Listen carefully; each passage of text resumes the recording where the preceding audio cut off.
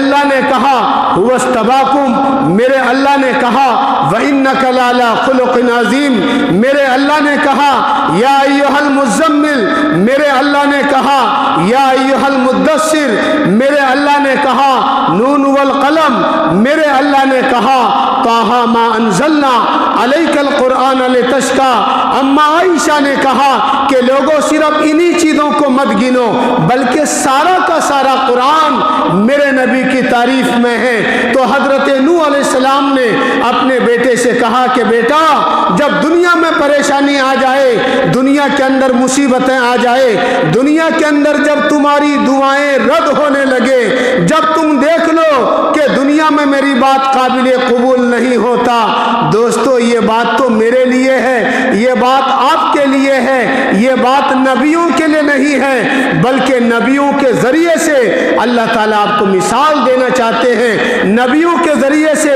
اللہ تعالیٰ آپ کو سمجھانا چاہتے ہیں۔ تِلْکَ مِنْ أَنْبَاءِ الْغَیْبِ نُوحِیہَا إِلَیْکَ، سورہ کہف میں بیان فرمایا نَحْنُ نَقُصُّ عَلَیْکَ نَبَأَہُم بِالْحَقِّ، کہ لوگوں نبیوں کے واقعات آپ کے ایمان کو تازہ کرنے کے لیے بیان کیے جاتے ہیں، لوگوں نبیوں کے قصے آپ کے ایمان کو بڑھاوا دینے کے لیے بیان کیا جاتا ہے، نبیوں کی یاد دہانی وہ آپ کے ایمان کو تازہ بنانے کے واسطے کیا جاتا ہے۔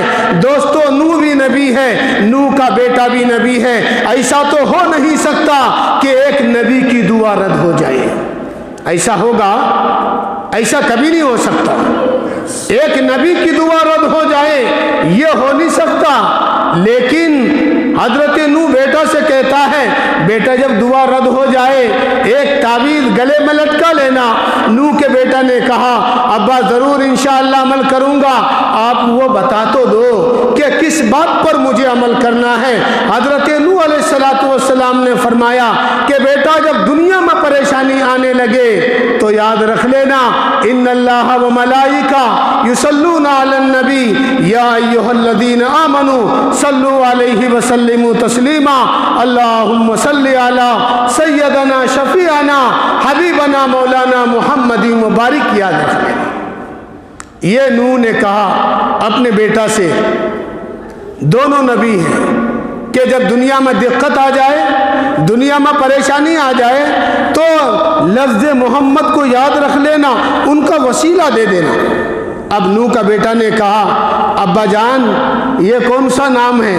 میں نے تو آج تک دیکھا نہیں، میں نے آج تک سنا نہیں، یعنی میرے نبی کا مقام بلند کرنے کے لیے، نہیں تو کون سی وہ ہستی ہے جنہوں نے میرے نبی کا نام نہ سنا ہے؟ اگر تمام نبی کی روحیں عالمی ارواح میں وعدہ نہ کرتی، خدا کی قسم نبوت کا تاج کسی نبی کے سر پر نہیں رکھا جاتا۔ اگر اللہ کے نبی محمد الرسول اللہ آمینہ کا در یتیم کا وعدہ اگر عالمی ارواح میں نبی نہ لیتے، خدا کی قسم تو کسی نبی کو نبوت کا تاج نہیں پہنایا جاتا۔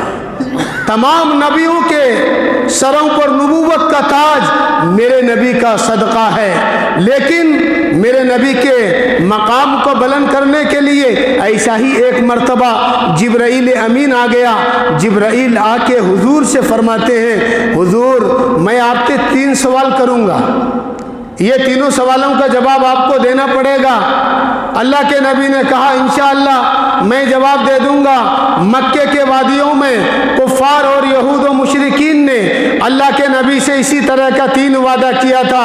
شاید آپ لوگوں نے یہ قصہ سنا ہوگا، جب اللہ کے نبی نے لا الہ الا اللہ کا پرچم بلند فرمایا، یہود ایک طرف کھڑا ہو گئے، نصارہ ایک طرف کھڑا ہو گیا، کفار و مشرکین ایک طرف کھڑا ہو گئے، اور کھڑا ہونے کے بعد انہوں نے کہا کہ محمد الرسول اللہ اگر صحیح نبی ہے، محمد الرسول اللہ اگر نبیوں کے نبی ہیں، محمد الرسول اللہ آمنہ کا در یتیم اگر یہ نبی بن کے آیا ہے تو ان سے 3 سوال کرنا ہے۔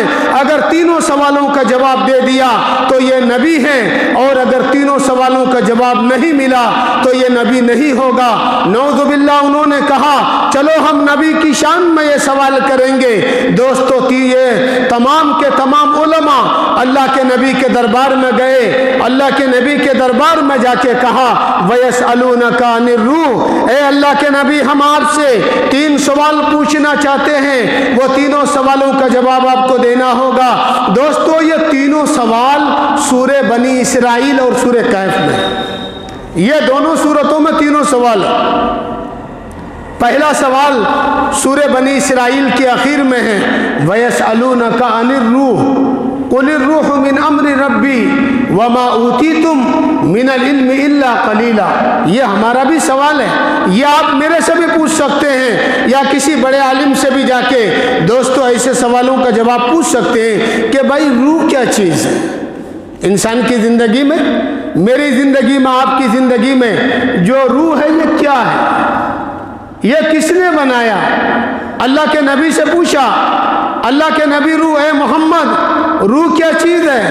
اللہ کے نبی نے, اللہ نے قرآن اتار کر کہا وَيَسْأَلُونَكَ عَنِ الرُّوحِ قُلِ الرُّوحُ مِنْ أَمْرِ رَبِّي, اے نبی تم سے سوال کرنے آئے کہ یہ لوگ روح کیا چیز ہوتی ہے, تم جا کے بتا دو. وَمَا أُوتِيتُم مِنَ الْعِلْمِ, یہ تو اللہ کا دیا ہوا ہے. جب تک انسان کی زندگی میں رہتا ہے انسان انسان کہلاتا ہے, جب اس روح کو کھینچ لیا جاتا ہے وہ انسان ناش کہلاتا ہے, وہ انسان میت کہلاتا ہے, وہ انسان مردار کہلاتا ہے. اس انسان کو قبر کی اندھیری میں ڈال دیا جاتا ہے, قبر کے گڑھے میں اس کو ڈال دیا جاتا ہے. جب انسان کی زندگی سے روح نکل جاتا ہے وَيَسْأَلُونَكَ عَنِ الرُّوحِ قُلِ الرُّوحُ مِنْ أَمْرِ رَبِّي, اللہ نے کہا ہے محمد دنیا والوں کو بتا دے کہ روح ایک اللہ کا امر ہے. یہ امر انسان کی زندگی میں جب تک چلتا ہے تب تک وہ انسان کہلاتا ہے, اور جب نکل جاتا ہے وہ مردہ کہلاتا ہے. اور دوسرا سوال اللہ کے نبی سے پوچھا اصحاب کہف کیا ہے. آج ہی کے دن پڑھا جاتا ہے, آپ لوگ پڑھ کے آئے, میں تو پڑھ کے آیا سورہ کہف, آج کے دن پڑھا جاتا ہے. انشاءاللہ ارادہ کیجئے کہ آئندہ جمعہ سے تمام بھائی اپنے گھروں میں مسجدوں میں آدھا گھنٹہ پہلے آ کے سورہ کہف پڑھیں گے.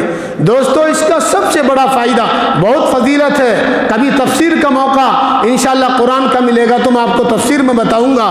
بس ایک خلاصہ آپ کو سناتا ہوں سورہ کہف کا.